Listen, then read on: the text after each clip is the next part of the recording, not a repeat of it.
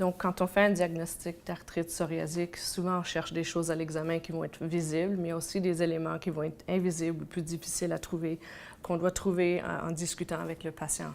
Donc, exemple de choses qu'on peut voir facilement à l'examen, ce serait l'inflammation au niveau des articulations, des lésions cutanées au niveau de la peau. Donc, ça peut être des lésions très visibles ou souvent elles vont être plus discrètes.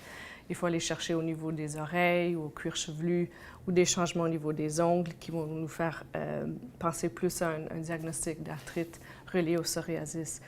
Dans un autre lieu, on va avoir des changements qui ne seront pas vus à l'examen, donc plus à discuter avec le patient.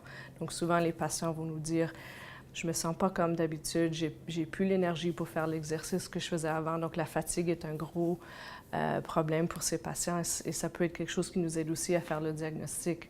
Souvent aussi, on va parler un peu avec les patients de la maladie. Ils vont nous dire « J'ai beaucoup d'anxiété, je ne sais pas ce qui va se passer au cours du traitement, les médicaments à prendre, est-ce que ça va se résoudre? » Et ça peut aussi causer une dépression, même au niveau de la douleur et gérer la maladie.